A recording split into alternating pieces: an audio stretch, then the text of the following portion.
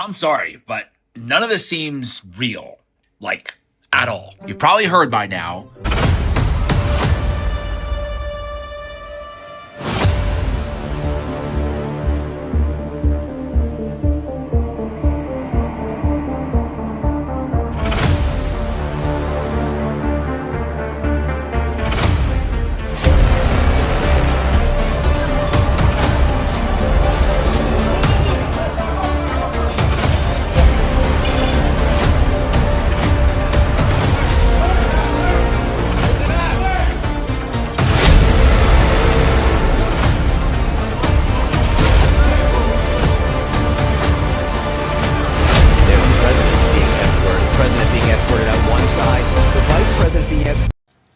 Another staged pew-pew just so that orange child could get the ballroom that he wants, that the judge said he couldn't use the money for, but now he's going to say that he needs it, and also distract everybody once again from the fact that the guy's name was Cole Allen. Online started to do a little bit of noticing. Pause to read. Yeah, I don't know about you, but it's starting to look like one big show, beginning with what Caroline Levitt said right before the start of the event.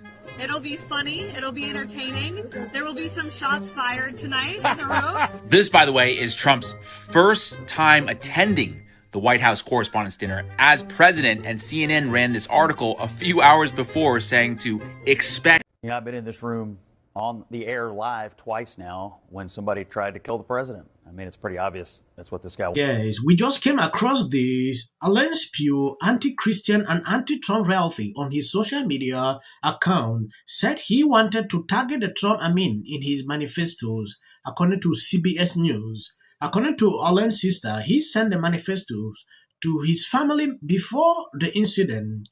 Alan had also attended a No Kings rally in California and was part of the group named the Wide Awake per Fox News. Alan fired a total of 5 to 8 shots during the incident. He was not struck. He traveled by train from Los Angeles to Chicago, then from Chicago to Washington, D.C. According to a senior U.S. official, one of his family members notified police about his manifestos. Alan did not mention the White House Correspondents' Dinner in the manifestos. The writings were reportedly written on paper and found in his hotel room. This is exactly why this guy did this. Here, but I want to ask you about this news that we heard from the White House about Cole Allen. This is his motive. I'm being told that he had a manifesto saying he wanted to target Trump administration officials, the target of so much violence, and hearing these new details just as they're breaking. So we've now had, what, 3 assassination attempts against Donald Trump? 4? I don't know, it's getting hard to keep count. But now Democrats are coming out in droves to claim that the whole entire thing at the White House Correspondents' Dinner was staged and was a hoax to make Trump look good because people keep trying to. Just a false flag, nothing to see here. So you're telling me that of all the people that the Trump administration could have gotten to try to pull this thing off, they didn't go with a crazy homeless person. They didn't go with some mentally ill nutbag. They went with a 31-year-old black man and a teacher from California with a family to come all the way to Washington, D.C. to stage shooting at the White House Correspondents' Dinner. That's what you're going with. And somehow that sounds more plausible to you than the fact that leftists have actually been brainwashed into believing that Donald Trump is a fascinator and who is a threat to our democracy, who's going to take down the country, and someone needs to take him out before he does. What makes a lot more sense is that you have spent years telling people that Donald Trump is a threat to this country and that we would be better off with him dead. And now people are actually trying to pull that off. The truth is that this shows us once again that conservatives are not the violent ones. Leftists are. We have seen that over and over and over. This exposes one more time exactly who leftists are. And y'all don't like that.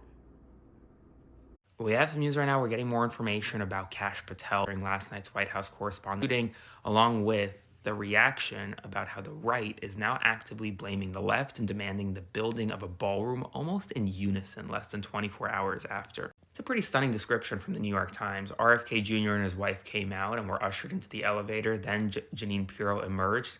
The FBI Kash Patel came tearing across the hallway with two men in tow. His girlfriend was hiding in a room with another man who was holding her hand. Sometimes when I see this happening on social media, I usually shake my head. This is the third time, in fact the fourth time we are seeing this within the space of 2 years. When you see a tweet like this, MAGA is saying that Democrat want our political opponent when just a few weeks ago Trump celebrated Robert Mueller's passing publicly and they were all quiet. I don't think anybody should be over their political view. Trump can say the same.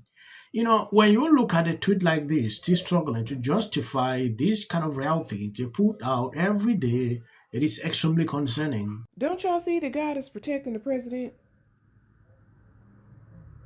Does anybody else see that God is the one protecting the president? Every attempt, they can't get to him.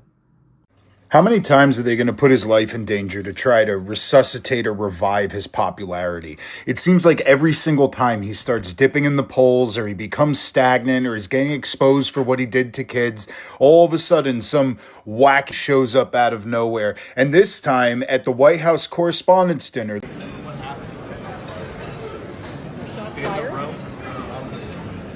So we were there and we heard shots and everybody got under the tables. Nobody knew what was going on.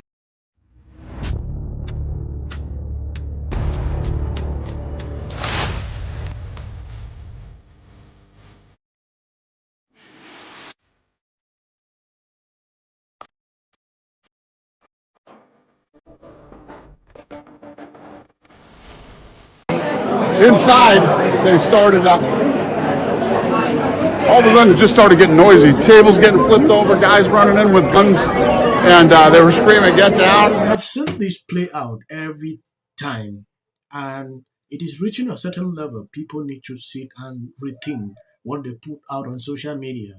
Look at all these. You will clearly understand exactly what is going on here. You have seen the manifestos. Some are even talking. They have not seen the manifestos. They could have created a different narrative if this was not actually out by now, like they are struggling to do here.